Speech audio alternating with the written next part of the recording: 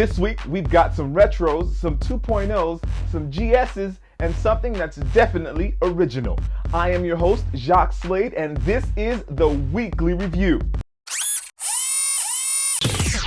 My kick's so fire.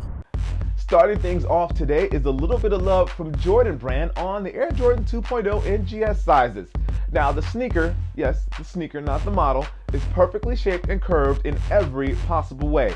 Of course, the wolf gray upper doesn't hurt at all, neither does the black accents on the piping, the laces, and on the mudguard.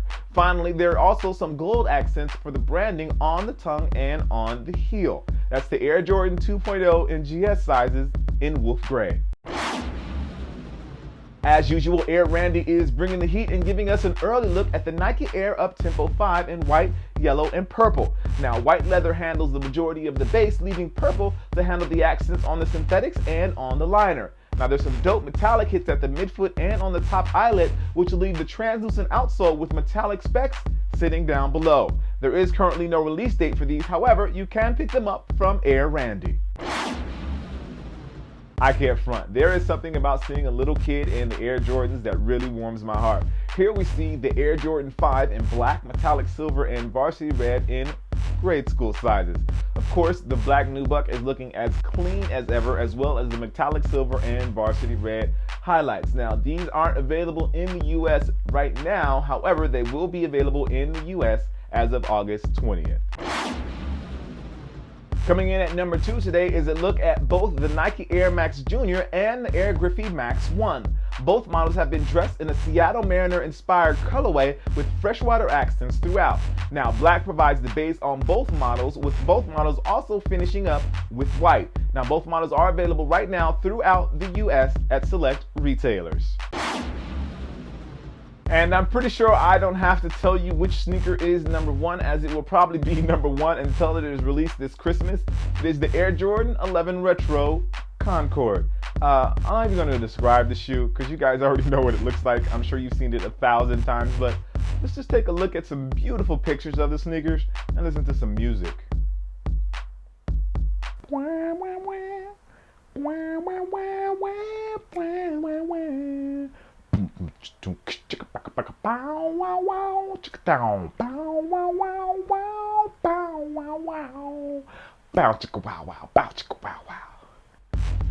Well, that is our number 1 pick, the Air Jordan 11 Concord. With that said, let's move on to our honorable mention and the personal pick.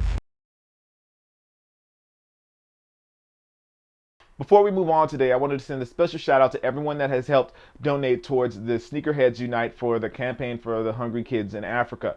As of right now, we are about $2,000 and we're trying to reach $5,000 by the end of August. So we still have a little bit of time. So if there are family members or friends that you haven't had a chance to reach out to, please reach out to them. There's a link down in the description. And again, we really appreciate you guys, and tell everyone you know, your favorite blogs, tell them to come by and leave a donation. They can leave as little as $10, which is not much. And again, it's not about us. It's not about Kicks on Fire. It's really about helping these people. And this is a great opportunity to help those people. So if you do get a chance to donate, or if you haven't yet, or if you already have and you know someone that you think will donate, definitely send them the link. I'll send you the link down below. So this week, I'm going to skip the honorable mention and the personal pick, and I wrote a little a thank you letter to the Adidas team, the Adidas Originals team, and to you guys because of something that was sent to me this week. So here you go. Over the last week, Adidas sent out 10 customized icon kits to select people in the sneaker community, and I was blessed enough to be among that group. The list includes people like Bun B, David Beckham, Currency, Joe LaPlume of Complex, and Mick Boogie, all of which I admire in one way or another. Now, the pack includes a personalized pair of Superstars with my name on the right heel and Kicks on Fire on the left heel, as well as my full name on the lace jewels. It came in a beautiful white box and included 4 t-shirts, each dedicated to one of their iconic sneakers. A personalized thank you letter also came from the Adidas Originals team at LaForce and Stevens, a personalized USB drive, and mini chocolate shell toes. And to be honest, I was seriously blown away. It's absolutely beautiful. I'm sure you guys have seen the pictures already, and I'm putting the pictures up here, but they're absolutely beautiful. Now, I honestly feel that they sent this to me because of you guys. You guys have supported me since the first weekly sneaker review, and you continue to come back and watch every week. I have no doubt in my mind that you all made this happen. So thank you for your comments, thank you for your feedback, and thank you for just being who you are. Thank you for sharing your passion for sneakers with me, and I just hope that I and everyone here at Kicks on Fire can continue bringing you a unique experience when it comes to everything you want to know about sneakers and sneaker culture. So again, thank you guys very, very much. I appreciate it, and I mean that from the bottom of my heart. Shout out to the Adidas Originals team. I appreciate it. The kit is absolutely beautiful, and I doubt I will ever wear those shoes. They are definitely something that I am going to treasure. So enough of the sappy stuff. Let's move on to the question of the video.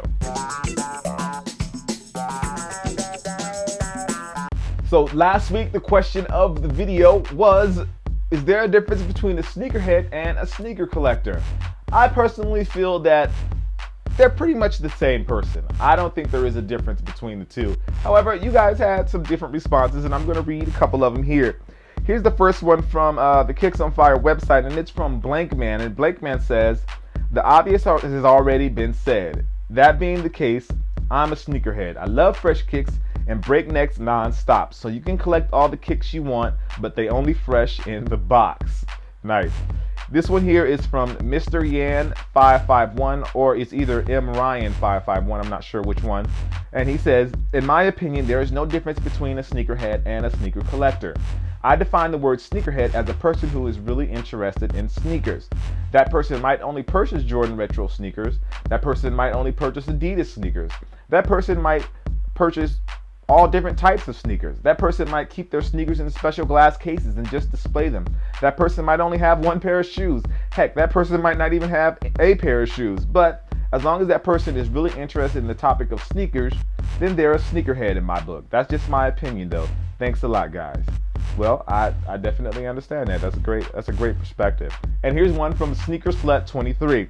I personally am a sneakerhead. I classify myself as that because I love shoes and I wear every single pair that I own. In my book, a collector is a person that throws his $500 pair of shoes in a box in the closet just to keep on ice or just to display.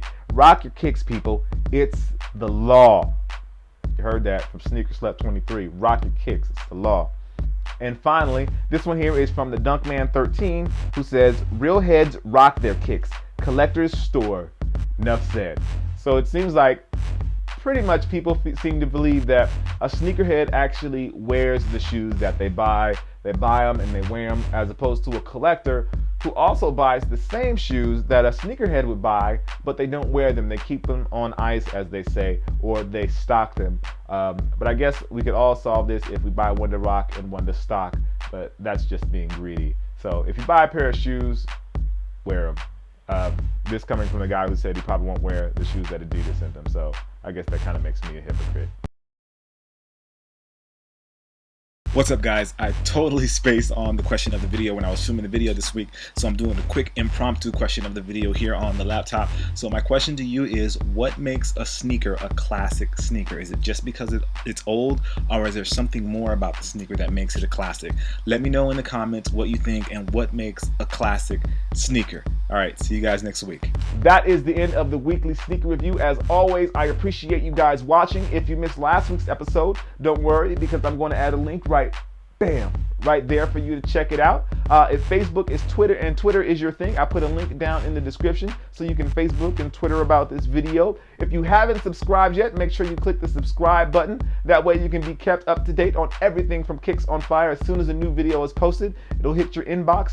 And as always, thank you. I appreciate you guys. I am your host, Jacques Slade, and this is the Weekly Review. Peace.